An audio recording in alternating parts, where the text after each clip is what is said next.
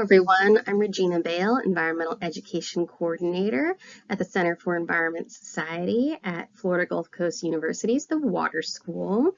And in this video series, we're going to learn how to take the data from a Survey 123 and create a web map.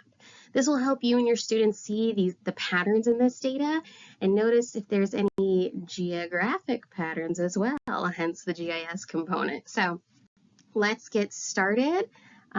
Moving on, if you don't have any Survey 123 data yet, there are plenty of videos of how to set up your Survey 123 and start collecting data that you can use in this series.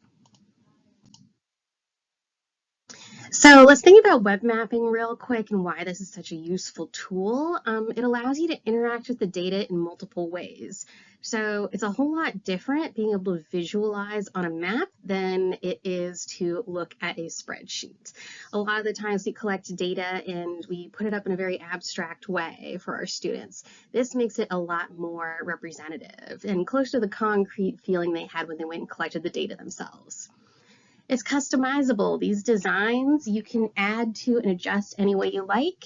And if you're not that into customizing, you can use some of the standard settings that already exist that get across the ideas you need to.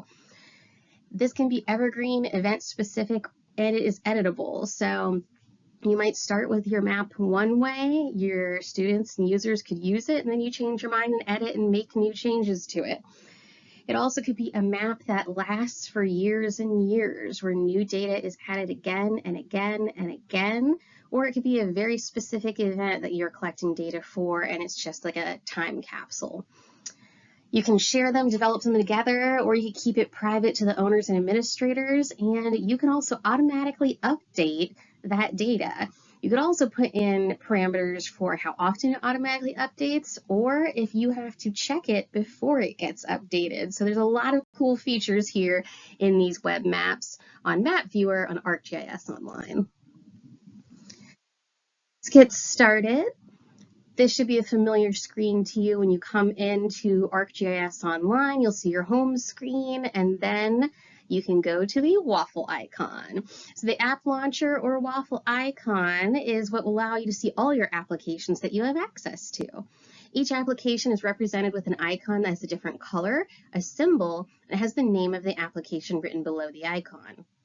Map Viewer is a light blue icon that looks like an open map with some topography on it. So it's got these diagonal lines and dots. There is another version of Map Viewer called Map Viewer Classic. That is soon to be retired. Maybe even while you're watching this video, it's already gone, so you don't have to worry about it. But we are only using Map Viewer, not Map Viewer Classic. So find the Map Viewer icon and click to launch the application. So when Map Viewer opens, it starts with a blank map, and this map is focused on the United States as it's the country that I'm working from right now.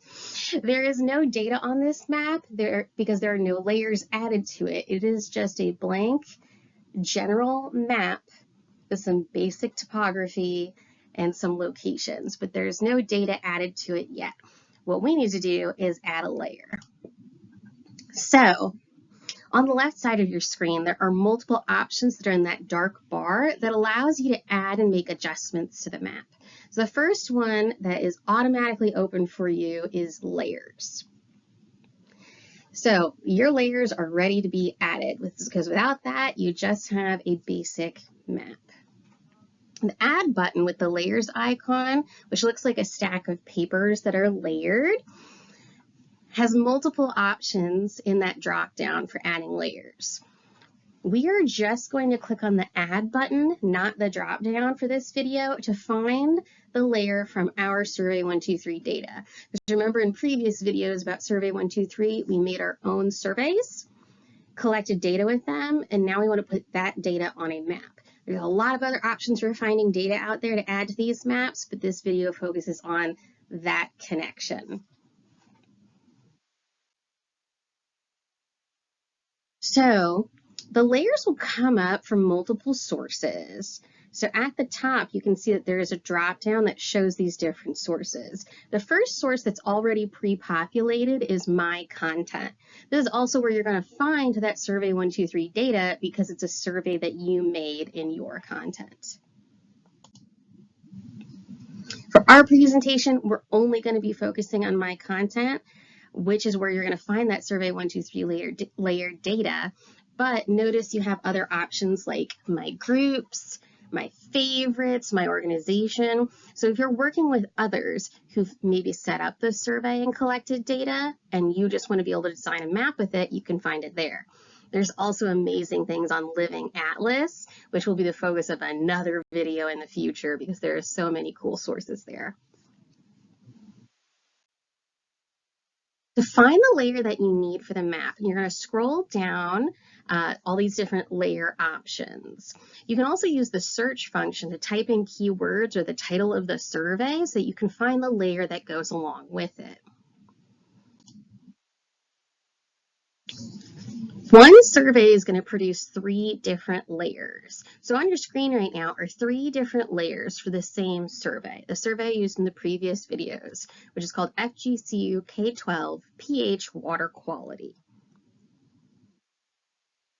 So each layer is going to have the survey name, in this case FGCU K12 pH Water Quality, and 2 of the layers will have extra words added to the title.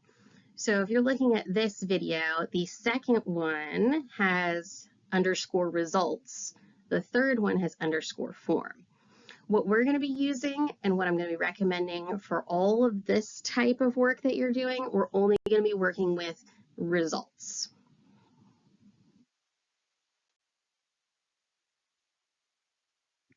So you can hit the plus button, or you could click on the actual FGCU K12 pH title to see that layer in more detail, but then you can add it with the plus button to your map. Once it's added to your map, the map has zoomed out to show the entire world map.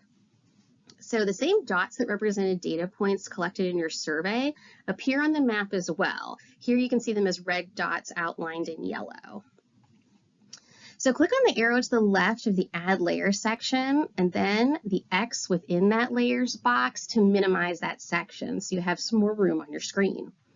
Hover your cursor over the map and use either the plus and minus tools on the side or your mouse, and you can scroll up and down to get your screen focused so that your map is easier to use. Right now, it is very difficult to use this as a featured map.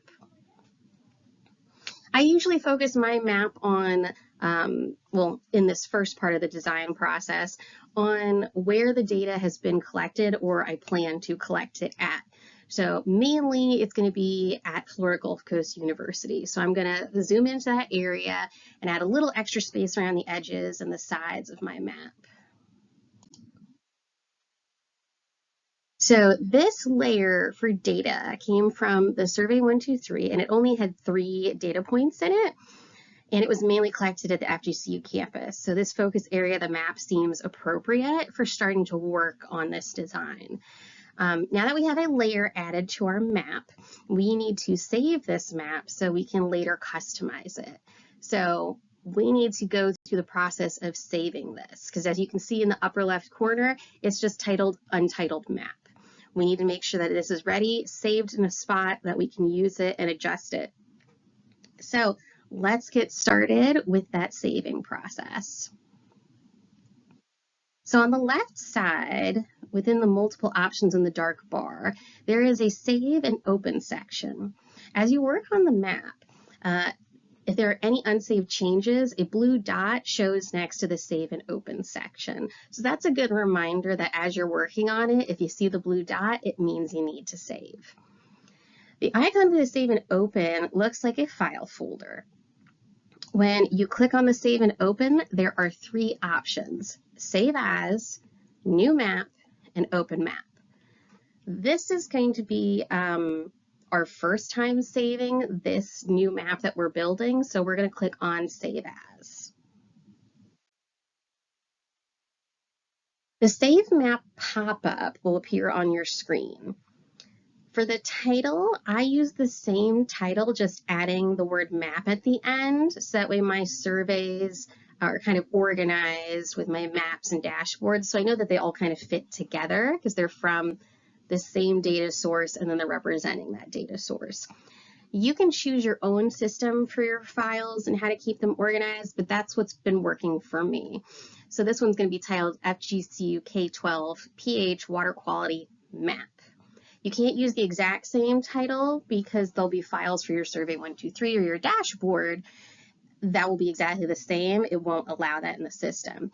So everything I make, I put what it is at the end. Is it a map? Is it a survey? Is it a dashboard, a story map, whatever.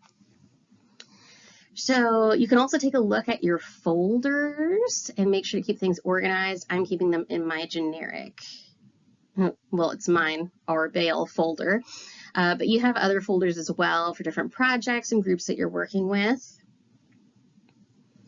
So here you can also tag your map and make it easier for people to find when they're searching for it. And you can also add a summary to your map. At this stage of the design, I usually don't add tags and a summary just yet. I'm focused more on making sure that that title and the location I save it to is correct.